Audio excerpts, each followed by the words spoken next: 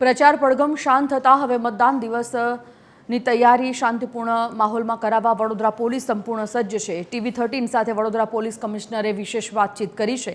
શાંતિપૂર્ણ અને ન્યાયિક મતદાનને લઈ અને શહેર પોલીસ સજ્જ છે। શહેરના કુલ 1100 જેટલા મતદાન મથકો પર વોટિંગ થશે। પોલીસ, હોમગાર્ડ, SRP મળી અને 3700 જેટલા જવાનો તૈનાત રહેશે। અર્ધલશ્કરી દળ CAPFની એક કંપની પણ બોલાવાઈ છે। ચૂંટણીને લઈને પ્રચાર પડઘમ શાંત થયા છે। હવે સૌની નજર 26મીએ થનાર મતદાન પર છે અને તેને જ લઈને હવે વહીવટીતંત્ર દ્વારા તૈયારીઓ શરૂ કરી દેવામાં આવી છે। વડોદરા મહાનગરપાલિકામાં પણ 26મીએ ચૂંટણી જંગ જામવાનો છે। તેવામાં વડોદરા શહેરમાં કયા પ્રકારનો બંદોબસ્ત રહેશે, મતદાન મથકો ખાતે કયા પ્રકારની વ્યવસ્થા રહેશે, સુરક્ષાને લઈને શું વ્યવસ્થા રહેશે, એ વિશે વાત કરવા માટે આપની સાથે વડોદરાના police commissioner Narsinh Kumar sir છે। તેમની સાથે વાત કરીશું। સર, 26મીએ હવે ચૂંટણી થવાની છે, તે પહેલાં ડિસ્પેચિંગ થવાનું છે। 26મીએ ચૂંટણી થવાની છે, 28મીએ મતગણતરી થવાની છે। તમામ તૈયારીઓ તમામ પર કેવી રીતની વડોદરા શહેર પોલીસની રહેશે અને કેટલો સ્ટાફ તૈનાત રહેશે? 1 એપ્રિલ 2026થી જ્યારે રાજ્ય ચૂંટણી પંચ દ્વારા ઇલેક્શનનું જાહેરાત કરવામાં આવી છે, તે જ દિવસથી આદર્શ આચારસંહિતા અમલમાં આવી ચૂક્યા છે। તે જ દિવસથી શહેર પોલીસ સક્રિય બનીને શહેર જ્યુરિસ્ડિક્શનમાં આવતા તમામ જિલ્લા પંચાયત, તાલુકા પંચાયત અને વડોદરા મહાનગરપાલિકાના જે વોર્ડો છે, આના ચૂંટણી પરિપ્રેક્ષમાં સક્રિય બનીને કામ કરી છે। આના ભાગરૂપે આપણે ચેકપોસ્ટો સક્રિય કરી છે, વાહન ચેકિંગ, અને આના ભાગરૂપે 100થી વધારે ડ્રંક એન્ડ ડ્રાઇવિંગના કેસો પણ કરી છે। 1000થી વધારે જે બુટલેગરો અને બુટલેગિંગ એક્ટિવિટી સાથે સંકળાયેલા ઇસમો વિરુદ્ધમાં કાર્યવાહી કરીને 76 લાખથી વધારે કિંમતના મુદ્દામાલ પણ જપ્ત કરી છે। સાથે સાથે શહેરના નોન ક્રિમિનલ્સ આપણે કહીએ અને અસામાજિક તત્વો, ગુનાહિત ઇતિહાસ ધરાવતા ઇસમો વિરુદ્ધમાં 3000થી વધારે આવા ઇસમો વિરુદ્ધમાં આપણે કાર્યવાહી પણ કરી છે અને એમના શાંતિ સુલહનો ભંગ ના કરે તે અંગે જુદા જુદા કલમો હેઠળ અટકાયતી પગલાં લીધી છે। સાથે સાથે આપણે ઇતિહાસમાં ઇલેક્શનના સંબંધિત ગુનામાં સંડોવાયેલા હોય અથવા એમના સંડોવણીની શક્યતા હોય એવા તત્વોને પણ આઈડેન્ટિફાઈ કરીને એમના વિરુદ્ધમાં કાર્યવાહી કરી છે।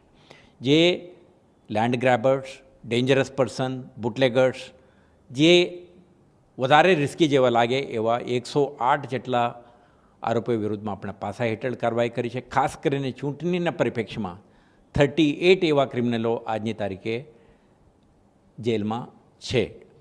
તો આપણે એક પ્રયાસ કરી છે શહેરના સમગ્ર વિસ્તારોમાં પોલીસની હાજરી, વિઝિબિલિટી અને ડોમિનેશનના માધ્યમથી સમગ્ર ચૂંટણી પ્રક્રિયા એક શાંતિપૂર્ણ માહોલમાં ન્યાયિક અને પારદર્શક રીતે સંપન્ન થાય તે માટે સક્રિય બનીને શહેર પોલીસ કામગીરી કરી છે। સર, હવે EVM ડિસ્પેચ થશે, મતદાન મથકો ખાતે પહોંચશે, ત્યાં કેવી તૈયારીઓ રહેશે અને મતદાનના દિવસે કેટલો પોલીસનો સ્ટાફ તૈનાત રહેશે?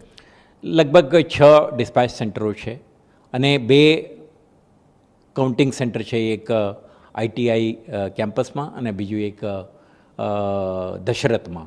આ બંને જગ્યાએ આપણે જે ઇલેક્શન કમિશનના માર્ગદર્શી સૂચનાઓ મુજબ 3 ટિયર સુરક્ષા વ્યવસ્થા આપણે હથિયારી police, local police, traffic police અને TRBના મળીને આપણે એક સુરક્ષા વ્યવસ્થા પણ ગોઠવી છે અને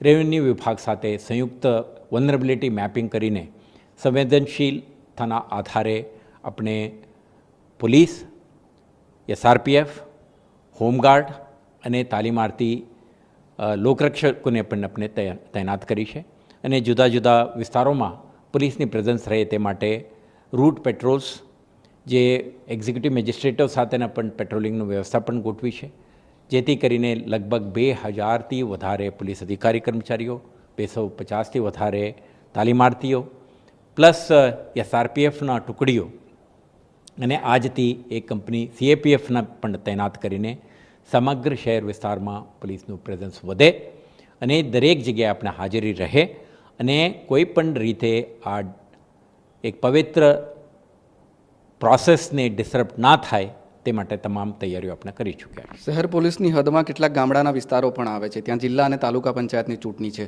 તો ત્યાં કઈ રીતની વ્યવસ્થા છે, સુરક્ષા વ્યવસ્થા ત્યાં કયા પ્રકારની છે? તો રેવન્યુ અધિકારીઓ સાથે મળીને ખાસ કરીને જે જવાહર, નંદેશ્વરી, છાણી અને થોડા વિસ્તાર કપરાઈ અને મકરપુરાના કાર્યક્ષેત્રમાં જે જિલ્લા પંચાયત તાલુકા પંચાયતના વિસ્તારો આવે છે, લગભગ 84 પોલિંગ સ્ટેશન એવા છે જેમાં સમાવેશ થાય છે ગ્રામ્ય વિસ્તારો.